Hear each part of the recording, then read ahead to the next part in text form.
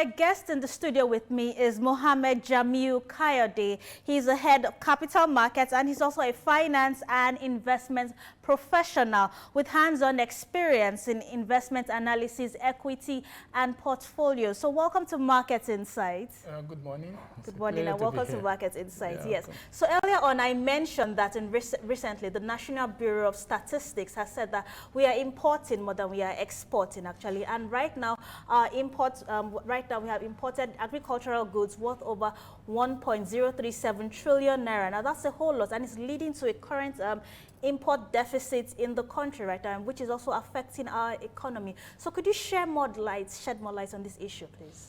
Okay, the pleasure to be here on the program. When you have a scenario like this, which is a trade deficit, you look at what are those products that constitute the trade deficit that we currently have, and trade deficit can be cyclical or structural. So if you look at these things together, you will realize that the two major trade deficits that we have is currently affecting Nigeria. So that is why we are having a lot of trade deficits as we have it, and is continuing to have it in such a manner. Okay, now what are the implications of this import, exports, and deficits for our economy, actually, looking at it in the long term? Because we know that the National Bureau of Statistics, they've been talking about this trade deficit and also our import, export deficit. It means that we are, like you rightfully said, we are importing more than we are exporting. And we know definitely that the consumers are the ones that have, let me say, put this lifestyle currently, because we actually prefer more of imported goods to what we have in the country. So what are the long-term effects on our economy? The effect on our economy is that we are going to continue to have a situation whereby our currency will continue to be depreciated, and there's no two way about it. Though the current government believes that the level of depreciation in our currency that we have was as a result of activities of speculators. But it is not like that. When you look at what is happening currently in Nigeria, you will know that what we have is as a result of the trade deficit that we have. And also, you may not be able to rule out the activity of speculator quite all right. When you look at the government that just left, I mean the Buhari-led government, they believe that the Naira is properly valued. But the current administration believes that the Naira is not properly valued, it's undervalued, and it's as a result of a speculator that we have is like this. So whenever you have a situation Nigeria has currently, the trade stability continue to depreciate the volume of the value of your Naira, and that's what we think is going to be the effect to the country. And if it continues like this, we'll continue to have depreciation of our Naira. But don't you think, like, if the government can create policies to actually stop this trend? Because it's what we, like, for example, I'm just giving this minor example now. If we go to our supermarkets and we keep seeing imported cereals, imported milk products, imported fruit drinks, also imported fruits, and then most consumers tend to buy these goods, won't it lead to the marketers of this or producers of this still telling them at the customs, oh, please bring in more imported things? That's what consumers want. Wouldn't it be better if the government creates policies that could stop this trend? Yes, it's normal for the government, and that's what is required for the government to bring out some policies to address this issue. But before particular government bring policy to address a particular issue, you have to know the understanding of such government. Okay. As I said earlier, the Buhari government believes that Nigerian Naira is properly valued, and it's because of the import, because there is a problem with our supply side. That is why our currency is continuing going down in terms of the value.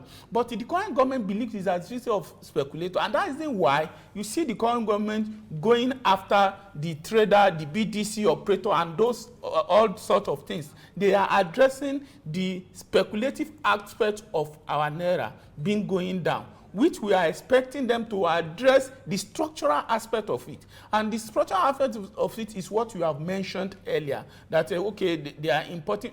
Look at the product that are importing to Nigeria: sugar, milk, fish, and the rest. If you look at what we export in Nigeria, we are talking about sesame, cocoa, and the rest. So all these things, all this issue is policy issue. But before you can talk about the policy, you look at what the understanding of the current problem of the government in the country. So if you don't understand what the government believe, you may not know the reason why they are taking particular steps. So to go with what you have said, government need to do policy, not only to address the speculative aspect of our currency going down or trade deficit. They also need to look at the fundamentals of what is causing this trade deficit that we are having, which may be either cyclical or structural.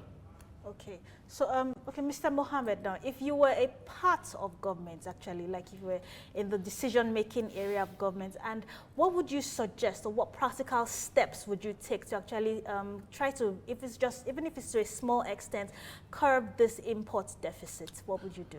Thank you. When you look at what you need to do, the government should need to look at this issue wholeheartedly. You don't focus majorly on particular understanding of the current problem Nigeria has. So what you need to do is, like the government that left the immediate past government, yes, what they were doing, they have a lot of program geared towards improving the productivity of farmer, and this is why you have products like anchor borrowed program. You have other things that are given to farmer and other things. So all these things are geared towards making sure that the production is being improved. So the way to go about it is to make sure that we increase our productivity, even though there are some other things that we can also look into, as regards to looking at the fact that there are activities of speculator that is making us to have this kind of scenario. So you need to combine different approaches to make sure that this thing is solved for all. And you have to look at this is something that is long-term.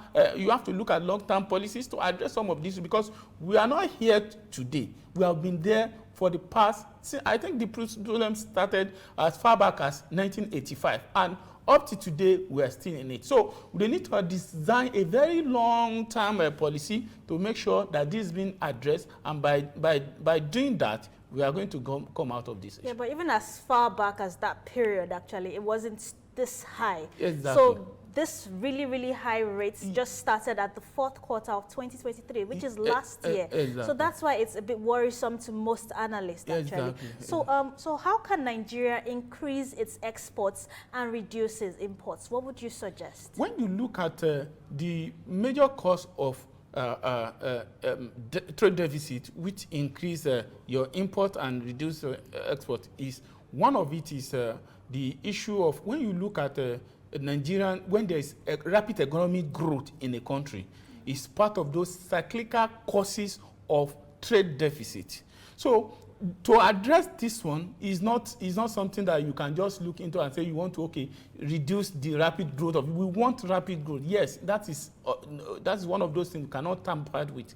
But when you look at the structural aspect of it, you will realize that there's weakness in the supply side of agricultural products in Nigeria. So the way to look at it is that you need to look at what are those things that is causing this. When you realize it, and one of these advice that the federal government should look into is to look for a way to increase productivity of farmers by bringing out different agricultural programs and projects that can make the farmer to be able to improve their productivity. As we have currently in Nigeria, we are into agriculture. But what other developed world are doing is agribusiness.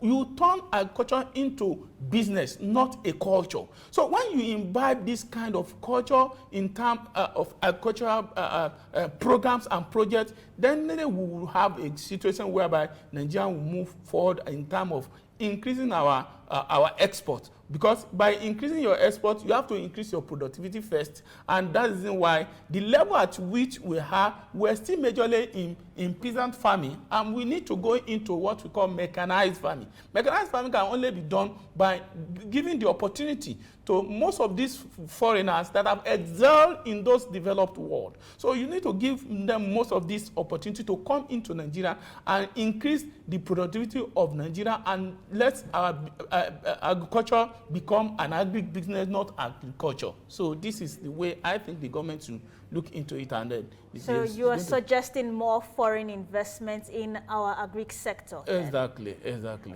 Okay. Hopefully that might help. Look at what we have with this company that bought Dangote flour, Olams. Olams came into the company, and you see the kind of turnaround they are doing into agriculture. See a lot of things that they are doing in Kaduna, Kano, and the rest. You see they are into mechanized farming, and you see the kind of productivity that's coming out from that particular company. So if you invite most of these foreigners, they've done it before. There was a report I listened to. I heard about Israeli company, that if they can have such a fertile land between Lagos and Ibadan that would use for churches and mosques, they can feed the whole of Africa. If they can have the land between Lagos and Ibadan, they can feed the whole of Africa. If this kind of scenario is being looked into, and you invite some of these foreign companies, they will be able to turn this around and improve our productivity, and also improve our export in agriculture. Okay, I like that. Yes, more foreign investments. I mean, we've been talking about it for a long time, and also the current administration has been, I'm sure you've seen recent trips to different countries in Europe and also in the Middle East, like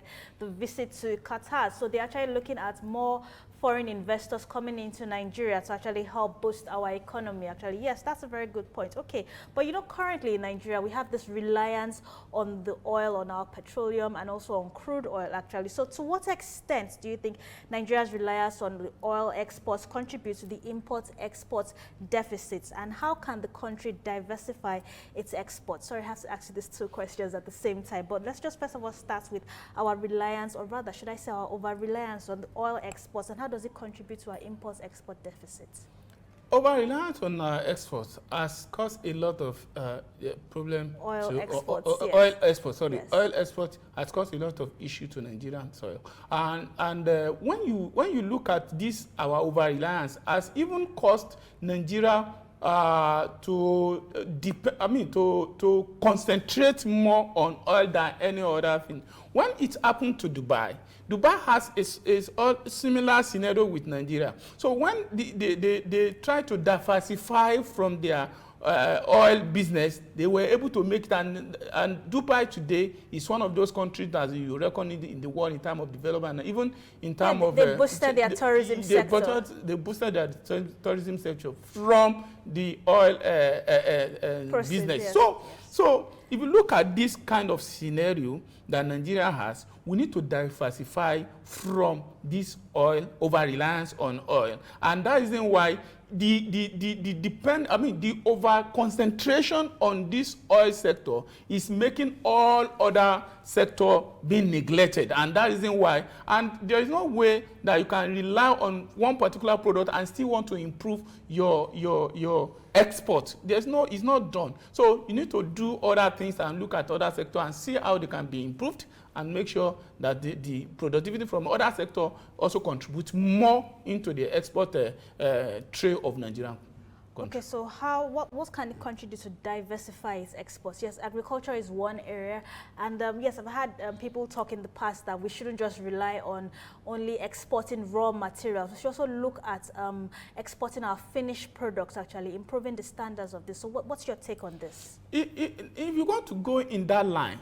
when you go, I want to support you completely. There was a report I read as regards to value added. You can't be exporting your raw materials. Yes. Look at the value added between cocoa and chocolate. If you look, the most, I've forgotten the country that produce the highest cocoa. I think Switzerland. If you see Switzerland today, when you see what they are doing in terms of chocolate, you know that the value added is what we need. You can't just continue to export your raw material. You see some people carrying your cashew nut, you export it, you carry your almost everything you have, raw material you are exporting. No. Countries does not work like that. I mean, a developed country will never grow in that manner by exporting your raw materials. When you look at some other products too, just do some value added, and you see the you see the report. I mean, the result that you have from doing such things. So I will support you that we should look at exporting our finished product than exporting our raw material. And do you think it will also lead to bringing this, for example, like you rightfully mentioned, cocoa? It's something most chocolate industries use to actually make chocolate. So do you think it will lead to them establishing branches of these manufacturing industries right here in Nigeria? One of the principles of localization of industry is nearness to raw material. So when you have a country, okay, when you have a company in Switzerland and you are having your raw material here, you have additional costs of transporting and other things that will add to your raw material. But if you establish here, so it shows that you are very close to your raw material. So nearness to raw material is one of the basic principles of localization of an industry. So I mean location of industry, and that is exactly what we're saying. We are expecting the government should create an enabling atmosphere to bring this foreign country to come and set up here. Okay, thank you for that, Mr. Mohammed. Yes, so okay, now considering the complex relationship between exchange rates, our foreign exchange rates, and foreign investments and import-export flows, now how can Nigeria strategically manage these factors to improve the trade balance? We all know right now our foreign exchange rates are quite high every day. When we look at the official CBN rates, and even in the unofficial market, the parallel market rates, they are even higher than the CBN rates, and it's not reducing anytime soon. So how can we actually manage this too strategically to actually help our import-export trade deficits? You know, when you look at what we are having today, initially we have a wide gap between the CBN rate and also the parallel market rate, which some people call black market rate. So when you look at this rate, you see there's a wide gap between the two, and this is causing a lot of issue. Yes, it's a good way to go if the government of the day want to harmonize these two, because it's causing a serious. We have a kind of a backlog of unsettled transaction, let me call it transaction, unsettled transaction that has not been done just because there's a wide gap between the two. When you harmonize the two, the market will be able to be a kind of free market that everybody can access at a particular time and then do transaction the way they want it. But the way we are, if the productivity has not been worked on, the production has not been worked on, our population is keep growing up, there's no way we can follow that pattern and have it successful as we want to have it.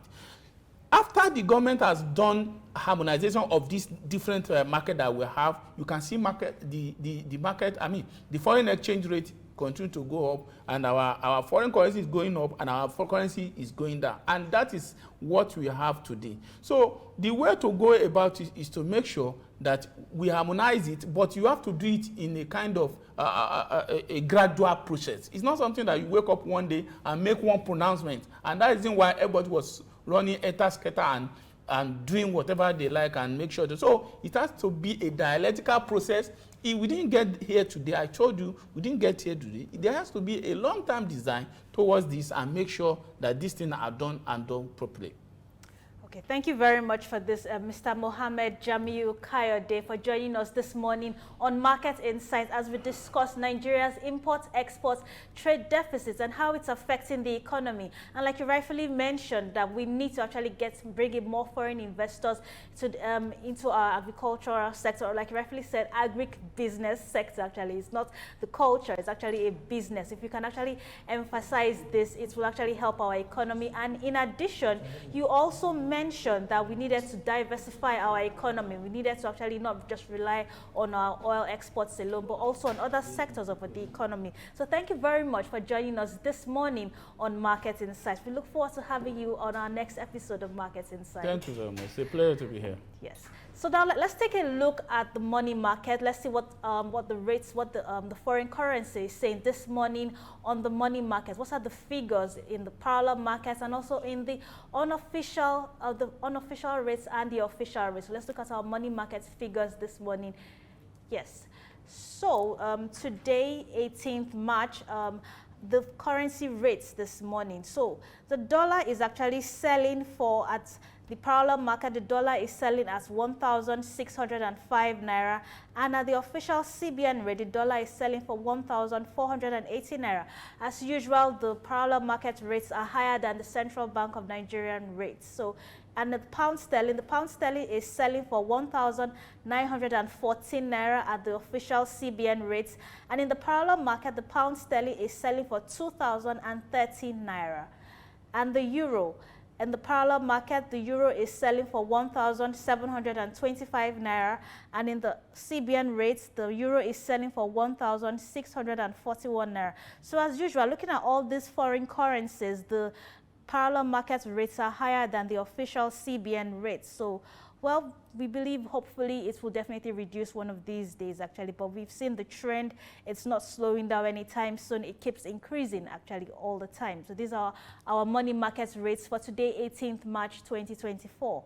Okay, so that was our time this morning on Market Insights as we talked with our guest, first of all, Assistant Pastor Segun Fayemi, who is the chairman for Ojodu LCDA, and also Mr. Mohammed Jamiu Kayode, who is the head capital markets and also a financial investment analyst and also an equities investor with so many years experience in the capital market. So thank you very much for joining us this morning on Market Insights as we discuss issues affecting Nigerians and the economy as large. Stay tuned to the next program on Souq News. I am Lovina Emma.